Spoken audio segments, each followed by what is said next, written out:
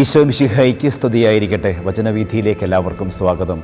100 ദിവസത്തെ തീക്ഷ്ണമായ പ്രാർത്ഥന, കഠിനമായ ഉപവാസം, പ്രതീക്ഷയോടെയുള്ള കാത്തിരിപ്പ്, അഗാധമായ വിശ്വാസം, അന്ധമായ അനുസരണം, നിരന്തരം ദാഹിച്ചുകൊണ്ടുള്ള യാചന. യേശുവിൻ്റെ സ്വർഗാരോഹണ ശേഷം 10 ദിവസം പുറത്തിറങ്ങാതെ നടത്തിയ അടുത്ത ഒരുക്കം. അതിനുശേഷമാണ് കത്തോലിക്ക തിരുസഭയുടെ ജന്മദിനമുണ്ടാകുന്നത്. പന്തക്കുസ്ത തിരുനാളിൽ വീണ്ടും ഒരു പന്തക്കുസ്ത അനുഭവത്തിന്, പരിശുദ്ധാത്മാവിൻ്റെ അഭിഷേകത്തിന് ഇങ്ങനെ കഠിനമായ ഒരു പരിശ്രമം നമ്മോടും സഭ ആവശ്യപ്പെടുന്നുണ്ട്. അതുപോലെ പരിശുദ്ധാത്മാവിൻ്റെ അഭിഷേകം സ്വീകരിച്ചവരും ഇതേ കഠിനമായ ജീവിതാവസ്ഥയാണ് പരിശീലിക്കേണ്ടത്.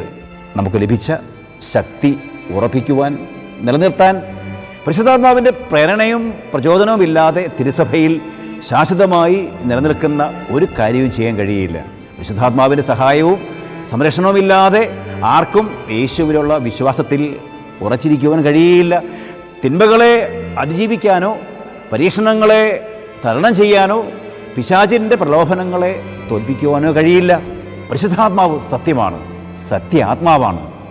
ഉദാശകളിലൂടെ നമ്മൾ സ്വീകരിച്ച പരിശുദ്ധാത്മാവിൻ്റെ അഭിഷേകം കൂടുതൽ ശക്തമാക്കി യേശുവിന് സാക്ഷി വഹിക്കുവാൻ പന്തക്കുസ്ത തിരുനാൾ നമ്മെ ഓർമ്മിപ്പിച്ചു തരികയാണ്. അതിയായ ആഗ്രഹത്തോടെ തീക്ഷ്ണമായി പ്രാർത്ഥിക്കുന്ന എല്ലാവർക്കും പരിശുദ്ധാത്മാവിൻ്റെ അഭിഷേകം ലഭിക്കും. ജോയേൽ പ്രവാചകൻ്റെ പുസ്തകം 2:28 ഈ വാഗ്ദാനം കർത്താവ് മുൻകൂട്ടി നൽകിയിട്ടുള്ളതാണ്. പന്തക്കുസ്ത തിരുനാളിൽ ലോകമെങ്ങുമുള്ള ലക്ഷക്കണക്കിന് യഹൂദർ ജെറൂസലേമിൽ വന്ന് പ്രാർത്ഥിച്ചുകൊണ്ടിരുന്നു. എന്നാൽ സെഹ്യോൻ മാളികയിൽ പ്രാർത്ഥിച്ചിരുന്നവരിലേക്ക് മാത്രമാണ് പരിശുദ്ധാത്മാവ് ഇറങ്ങി വന്നത്. അതിന് കാരണം പരിശുദ്ധാത്മാവിൽ നേരത്തെ അഭിഷേകം ചെയ്യപ്പെട്ട പരിശുദ്ധ അമ്മയോടൊപ്പമാണ് അവർ പ്രാർത്ഥിച്ചിരുന്നത്. അതുകൊണ്ടാണ്. രണ്ടാമത്, അവർ പ്രാർത്ഥിച്ചത് പരിശുദ്ധാത്മാവിന് വേണ്ടി മാത്രമായിരുന്നു.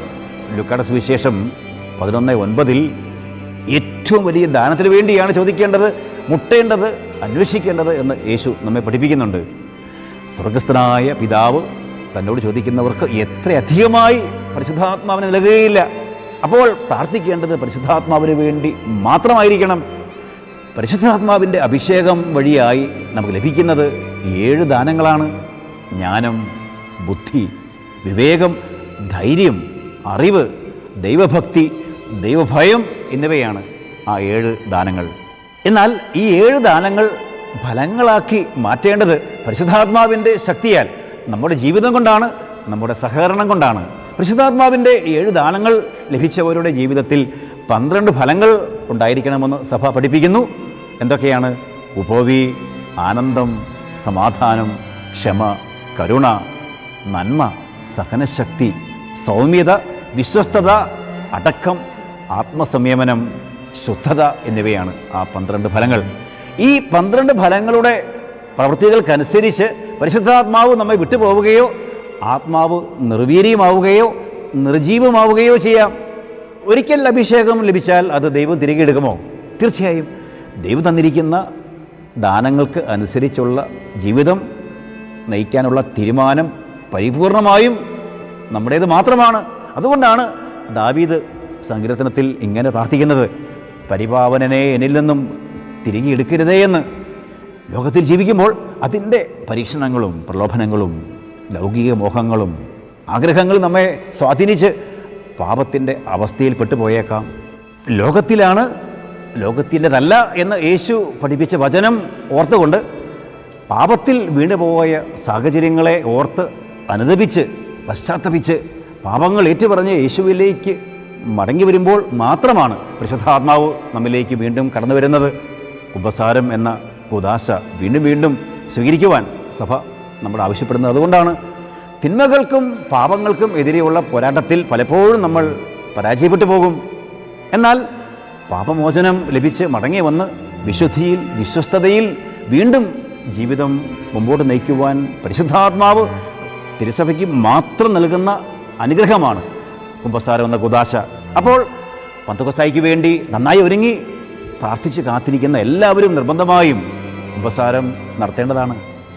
പാപാവസ്ഥയിൽ നഷ്ടപ്പെട്ടു പോയ ആത്മാവിനെ തിരികെ ലഭിക്കുന്നതിന് വേണ്ടിയാണ് വീണ്ടും വീണ്ടും അഭിഷിക്തരുടെ കരങ്ങൾ ശിരസിൽ വെച്ച് പ്രാർത്ഥിക്കുന്നത്. അഭിഷേകം ലഭിച്ച എല്ലാവർക്കും അത് പകർന്നു കൊടുക്കുവാനുള്ള അധികാരമുണ്ട്. അവർക്കേ അതിന് അധികാരമുള്ളൂ. അഭിഷേകം സ്വീകരിച്ചവർ അതിൽ വിശ്വസ്തയോടെ നിലനിൽക്കണം. കൈവെപ്പ് ശുശ്രൂഷയിലൂടെ അഭിഷേകം സ്വീകരിക്കണമെങ്കിൽ അഭിഷേകം സ്വീകരിക്കുന്നയാൾ വിശുദ്ധരായിരിക്കണം. ഈ ദൈവിക പരിശുദ്ധി തിരികെ ലഭിക്കുന്നത് കുമ്പസാരത്തിലൂടെയാണ്. അത് പന്തക്കുസ്ത തിരുനാളിന് ശേഷമുള്ള നമ്മുടെ ജീവിതത്തിലും നിരന്തരം സ്ഥിരതയോടെ തുടർന്നുകൊണ്ട് പോകണം. ഇത് വ്യക്തിപരമായ ഒരു കാര്യം മാത്രമല്ല, ഞാൻ ജീവിക്കുന്ന സമൂഹവും ഈ ഫലങ്ങളിൽ ജീവിക്കുവാനുള്ള അനുഗ്രഹത്തിനായി നിരന്തരം പ്രാർത്ഥിക്കണം. ജീവിത വിശുദ്ധിയില്ലാതെ ദൈവത്തിൽ നിന്ന് അകന്നിരിക്കുന്നവരെ തിരികെ കൊണ്ടുവരുവാനുള്ള ആത്മാർത്ഥമായ പ്രാർത്ഥനയും പരിശ്രമവും നമ്മുടെ ഭാഗത്തു നിന്നുണ്ടാകണമെന്ന് സഭ നമ്മെ പഠിപ്പിക്കുന്നുണ്ട്. സഭ വിശുദ്ധമാണ്, എന്നാൽ സഭാമക്കൾ വിശുദ്ധരാകണമെന്നില്ല. വിശുദ്ധിയിലും വിശ്വാസത്തിലും വിശ്വസ്തതയിലും സഭാമക്കളെ ഒരുമിച്ച് കൂട്ടുവാനായി നിരന്തരം പ്രാർത്ഥിക്കുവാനും പ്രവർത്തിക്കുവാനും നമുക്ക് കടമയുണ്ട്. സഭ എക്കാലവും അനുഭവിക്കുന്ന പ്രധാനപ്പെട്ട വെല്ലുവിളികൾ ഇപ്പോഴും ശക്തമായി തന്നെ നിലനിൽക്കുന്നുണ്ട്. അതിൽ ഏറ്റവും പ്രധാനപ്പെട്ടത് വിശുദ്ധ ജോൺ പോൾ രണ്ടാമൻ മാർപ്പാപ്പ ഒരിക്കൽ പറഞ്ഞതാണ്: സഭയുടെ പ്രധാന ശത്രുക്കൾ സഭയ്ക്ക് ഉള്ളിൽ തന്നെയാണ്. സഭയുടെ മക്കളായിരിക്കുകയും എന്നാൽ വിശ്വാസവും തീക്ഷ്ണതയുമില്ലാതെ നിസ്സംഗരായി ജീവിക്കുകയും വിശുദ്ധ കുർബാനയിലും കുദാശകളിലും നിന്നും അകന്നിരിക്കുകയും ചെയ്യുന്നവർ, ക്രിസ്ത്യാനി എന്ന പേര് സ്വീകരിച്ചുകൊണ്ട് തന്നെ നമുക്കെതിരെ തിരിയുന്നവർ, സഭയെ തകർക്കാൻ ശ്രമിക്കുന്നവർ, സഭയുടെ പാരമ്പര്യങ്ങളെയും പ്രബോധനങ്ങളെയും തീരുമാനങ്ങളെയും ധിക്കരിക്കുന്നവർ, തെറ്റായ വ്യാഖ്യാനങ്ങൾ നൽകുന്നവർ, അനുസരിക്കാൻ മനസ്സില്ലാത്തവർ, റീത്ത്, രൂപത, സന്യാസ സമൂഹങ്ങൾ എന്നിവയുടെ വ്യത്യാസങ്ങളിൽ ആത്മാവ് പ്രവർത്തിക്കുന്നത് തിരിച്ചറിയാതെ പരസ്പരം തോൽപ്പിക്കുവാൻ ശ്രമിക്കുന്നവർ, സ്ഥാപനങ്ങൾ വർദ്ധിക്കുന്നതിനനുസരിച്ച് അവിടെയൊന്നും പരിശുദ്ധാത്മാവ് പ്രവർത്തിക്കാത്ത അന്തരീക്ഷങ്ങൾ വർദ്ധിക്കുന്നത്, വിശുദ്ധ കുർബാനയുടെ ഏകീകരണത്തിൽ സ്വന്തം വിശ്വാസത്തോടും ചൈതന്യത്തോടും ആത്മീയതയോടും ചേർന്നതല്ല എന്ന് വിശ്വസിക്കുന്ന പലരും അത് നടപ്പിലാക്കുന്നത് സഭയുടെ കൂട്ടായ്മയോടുള്ള ബന്ധം കൊണ്ടാണ്. സഭ ഒരുമിച്ച് എന്നും ഉറച്ചു നിൽക്കണം എന്ന ആഗ്രഹം കൊണ്ടാണ്. അവിടെയെല്ലാം അനീതി സംഭവിക്കുന്നില്ലെങ്കിൽ സഭയുടെ ഔദ്യോഗിക തീരുമാനങ്ങൾക്കും കൽപ്പനകൾക്കും വിരുദ്ധമല്ലെങ്കിൽ അവയെ സ്വീകരിക്കുവാനുള്ള മനസ്സും നൽകുന്നത് പരിശുദ്ധാത്മാവാണ്. സഭാ അധികാരികളടക്കമുള്ള അഭിഷിക്തരും അതിനെതിരെ പ്രവർത്തിക്കുന്നത് കാണുമ്പോൾ അവരുടെ മാനസാന്തരത്തിന് വേണ്ടി പ്രാർത്ഥിക്കുവാൻ നമുക്ക് കടമയുണ്ട്. രണ്ടാമത്തേത്, സഭയുടെ തുടക്കം മുതൽ ഇന്നുവരെ തുടരുന്നതാണ്. വിശ്വാസ പാരമ്പര്യത്തിൽ നിന്നും അകന്നുപോയവർ, തെറ്റായ ദൈവശാസ്ത്ര വ്യാഖ്യാനങ്ങൾ നൽകുന്നവർ, അധികാരത്തിനും സ്ഥാനമോഹങ്ങൾക്കും വേണ്ടി സഭയിൽ നിന്നും വിട്ടുപോയി പുതിയ സഭ സ്ഥാപിക്കുന്നവർ, ആനുകാലികമായ ലോകത്തിൻ്റെ മാറ്റങ്ങളും സാഹചര്യങ്ങളും തിരിച്ചറിഞ്ഞ് അതനുസരിച്ച് വചനത്തെ വ്യാഖ്യാനിക്കുവാൻ കഴിയാതെ തീവ്രമായ നിലപാടുകളിൽ മാത്രം ഉറച്ചിരിക്കുന്നവർ, ചിലപ്പോൾ വിശ്വാസ സമൂഹങ്ങളെ അടർത്തി മാറ്റുന്നവർ. മൂന്നാമത്തേത്, ജീവനും ജീവിതത്തിനും ഭീഷണിയായി ലോകമെങ്ങും ശക്തമാകുന്ന മതവർഗീയതയും തീവ്രവാദ പ്രവർത്തനങ്ങളും ഭീകരപ്രസ്ഥാനങ്ങളും ക്രൈസ്തവ സഭയ്ക്കെതിരെ ഉണ്ടാകുന്ന ആക്രമണങ്ങളും എല്ലാം ഇന്ന് വർദ്ധിക്കുന്നുണ്ട്. ലോകമെമ്പാടും രക്തസാക്ഷികൾ ഇന്ന് വർദ്ധിക്കുന്നുണ്ട്. ഇക്കാര്യങ്ങളെല്ലാം നമ്മുടെ നാട്ടിൽ അത്ര കാര്യമായ ഭീഷണി ഇതുവരെ ഉണ്ടായിരുന്നില്ല, നമ്മളെ കാര്യമായി അത് ബാധിച്ചിരുന്നില്ല. എന്നാൽ വളരെ ആസൂത്രിതമായി നമ്മുടെ നാട്ടിലും ആ ശക്തികൾ നിരന്തരം പ്രവർത്തിച്ചുകൊണ്ടിരിക്കുന്നു, ശക്തി പ്രാപിച്ചുകൊണ്ടിരിക്കുന്നു എന്നുകൂടി നമ്മൾ തിരിച്ചറിയേണ്ടതുണ്ട്. അതോടൊപ്പം തന്നെയാണ് നിരീശ്വര പ്രസ്ഥാനങ്ങളും ഭൗതികവാദങ്ങളും നമ്മുടെ യുവതലമുറയെ വല്ലാതെ സ്വാധീനിക്കുന്നത്. നാലാമത്തെ വലിയ വെല്ലുവിളിയാണ് വാർത്താവിനിമയ മാധ്യമ ശൃംഖലകൾ. സോഷ്യൽ മീഡിയ പോലെയുള്ള നവമാധ്യമങ്ങൾ നമ്മുടെ വിശ്വാസ ജീവിതത്തിൽ നടത്തുന്ന അധിനിവേശങ്ങൾ, വിശ്വാസത്തിൻ്റെ കണ്ണുകൊണ്ട് മാത്രം നോക്കി കാണേണ്ട രഹസ്യങ്ങളെ യുക്തിയുടെ തലത്തിൽ മാത്രം വ്യാഖ്യാനിക്കുന്നവർ നമ്മെ വഴിതെറ്റിക്കുകയാണ് എന്ന തിരിച്ചറിവ് പരിശുദ്ധാത്മാവ് നൽകുന്നതാണ്. മറ്റ് മതസമൂഹങ്ങളും രാഷ്ട്രീയ പ്രസ്ഥാനങ്ങളും സമുദായ സംഘടനകളും മറ്റ് സംഘടിത ശക്തികളും പ്രത്യയശാസ്ത്രങ്ങളും സ്വന്തം ആശയങ്ങൾ പ്രചരിപ്പിക്കുവാനും തെറ്റിദ്ധരിപ്പിക്കുവാനും അസത്യങ്ങൾ പ്രചരിപ്പിക്കുവാനും ശ്രമിക്കുന്ന ഈ കാലഘട്ടത്തിൽ പരിശുദ്ധാത്മാവേ ഞങ്ങളെ സത്യത്തിൻ്റെ പൂർണ്ണതയിലേക്ക് നയിക്കണമേ എന്ന് നിരന്തരം പ്രാർത്ഥിക്കാം.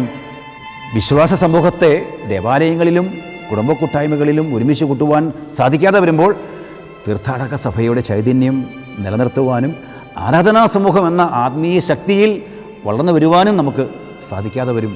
ഈ വെല്ലുവിളികളെയും പ്രതിബന്ധങ്ങളെയും പ്രതിസന്ധികളെയും തരണം ചെയ്യുവാൻ യേശുവിൻ്റെ സഹായനായ പരിശുദ്ധാത്മാവിൽ നിറയുവാൻ നമുക്ക് നിരന്തരം പ്രാർത്ഥിക്കാം.